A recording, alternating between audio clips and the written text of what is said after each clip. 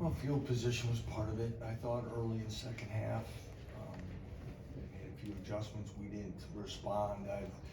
I thought we had really good movement the first half, and it wasn't happening as much second half. Um, you know, we throw a couple interceptions right now, and right now it's become a fragile situation at the moment that his confidence is in. So we're trying to, and then I think we came a little predictable there with it then, especially like I said in those backed up situations. Like you said, it's extremely disappointing. Penalties didn't help either. So you look at it, you're hurting yourself in some execution areas, your turnover areas, and penalties. That's hard. That's hard to win football games. Coach, can you talk about the impact Jeremy Robinson and the rest of the D-line had, even on short rest at times? Yeah, I thought again defensively, statistically, we played pretty well again. Again, personal foul, a pass interference, a chance multiple times to pick up a fumble. But I do think our defensive line and Jeremy, Dean, Dylan, I thought that from what I could see at least, from sideline or D tackle, I thought we had a really good effort. Today's college football world, you're holding people under 300 yards. I think you're doing a decent job. I don't think we contained the quarterback quite like we had hoped. Their All-American receiver wasn't a huge factor. But again, as a team, we just did not make enough plays. Lance, I think Jalen started the game 7-8, and he had that spell there where he didn't complete anything for, I think, 9 passes. What was the biggest difference in that you saw? I really can't tell you. I'm sure, the first interception, he didn't see the guy, and what's causing that right now, I'm not exactly positive at this moment, because I think each play, of course, is separate. But I don't know if it's visual or if he's not seen something on the field on the backside. That's something we need to talk about this weekend. But with that, obviously, there's, I thought some of his throws were low most of the day. Then after that, I think he's trying to protect, and, he's playing hard, and 33 yards touchdown. He had 65, but 7 before that. He's playing hard, but he's not playing of the Jalen that we know. But I'm not going to put this on me. I'm not going to put it on the kids right now. We got to figure out a better way to stay in rhythm and do it, and even start with the head coach, and we'll get it figured out. But it's we're extremely disappointed, and I've said this probably last week. A margin for error in college football for a bunch of teams, if you don't play, is very, very difficult. That's just the way it is, and we have 3 times the amount of penalties as they do. We didn't get a turnover, did we? So again, we're losing statistical areas, and then as well as we played defensively, that was a 9.5-minute drive. You got to get off the field somehow. So again, there's plenty to look at and correct. But like I said, you can start with myself. Lance, how do you go about building up Jalen's confidence and maybe the confidence of others? Yeah, we gotta continue to analyze some things, talk it through. Again, it's hard to do it 15 minutes after the game. Go in and Jeff and Z and Jan, we've got to find some ways to get some throws again, and some things that are back in his wheelhouse of comfort, and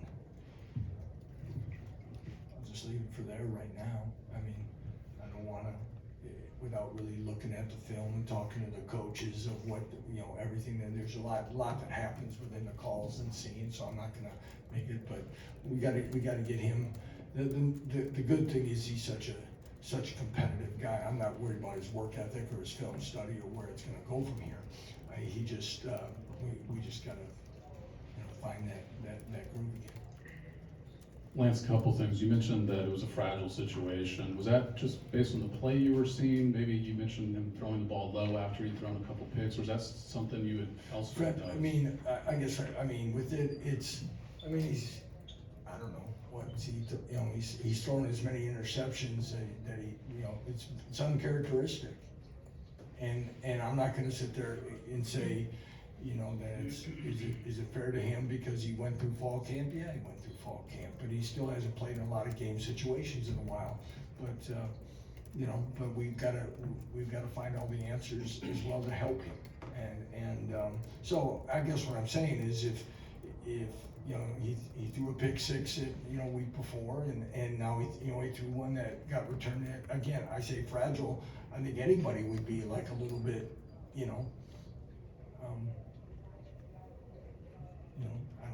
I'm not gonna pick words you're gonna quote. Okay, so I just wanna, it's not gonna be where it was, but he keeps fighting and competing and like I say, I'll believe in Jalen Daniels and we'll continue to get back. Following up on that, you're only down 3 after they get that late touchdown.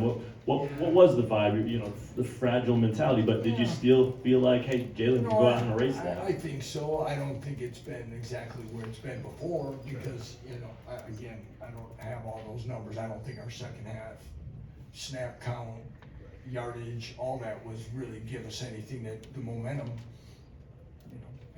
had shifted. And, we go from end of the half, stopping them with time to go, that we can go down and get a score and increase the lead, get the ball coming out the second half, just like you draw it up almost, and we go from that to I think a kickoff return and a penalty or something, or we're inside our own area. We're everything you don't want, and that's tough, and I think that's the way we played most of that second half, unfortunately. Did last week's pick six right before halftime factor into how you guys played before the end of the half there? No, because we were, it was, I was upset because I called the timeout to get another timeout and save 4 seconds. And we would have had it back to back, whatever they did, we're gonna get the ball with just under 2 minutes, and we're gonna go, because we're playing well. And, so mindset had changed. We felt we were in a good position, we were gonna stay aggressive, and, getting anything else at that point was not gonna be us. So we didn't pull that back. Lance, when we hone in on that 9-minute drive, UNLV convert the 4th down and then gets that unnecessary roughness penalty that pushes them back to the 16. Do you think it should have been a 1st and goal? Did you get an explanation from the referee That's not crew? the call. Yeah, they explained it. Even though it's a dead ball foul, it starts a 1st and 10, not a 1st and goal. Thanks. Lance, I wanted to ask about just the difficult situation, because Jalen's only played a few games now in 2 years. It is really challenging to step into this level of competition. I mean, UNLV's a quality football team, and does at least getting these 2 games in give them a better leg up as you head into the Big 12? Well, we're 3 games in now, so I can't. I'm not gonna sit up here and make excuses. That's not right. That's not whatever. It starts. We have to own that we aren't playing well enough to win. Could we say that he hadn't played a game since what? Was it BYU or whatever? Somewhere in there last year. Quarterbacks aren't going to be live in fall camp, so is there some of that? I don't know. I don't ask them because I'm not gonna I don't think that's a fair question, really, because to create that stimulus in practice is difficult. So, Sure. But I think there's times that you see him making throws that have been every bit as good, if not better, than he's ever made before. And then there's times where it's not, but it's just, everybody can do better. Everybody. And like I said, that starts with the head coach, and I need to do better, our staff needs to do better, and we will find a way. I mean, there's a lot of football to play yet with this group, and we haven't played a conference game yet, so if you want to try to, do something, but it's not gonna get any easier, and I know there's gonna be more people doubting, and the best thing, and I try to tell our guys for a long time, the most important thing are the guys in the room, in our team meeting room every day. Cause they're the ones that know everybody that's working and going on, and everyone else will, unfortunately, will have, as I don't wanna say unfortunately, everyone is entitled to an opinion. And, but if we let opinions from the outside affect the locker room, then it's gonna be a long fall. Sure. Thanks. We have time for one more, John. Lance, Devin Neal, another 100-yard game. What did you see from the ground game, and then no high shot tonight? Yeah, Daniel, was, today it came down, they told me, I don't know which time it was, that he had flu symptoms. Had him in Mass, he was slowed midweek a little bit too, so between that, they isolated him and put a mask on him for some stuff, but,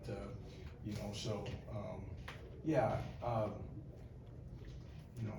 do I think this is a game Daniel would have had, had a chance also for those two guys to have a 1-2 punch, but,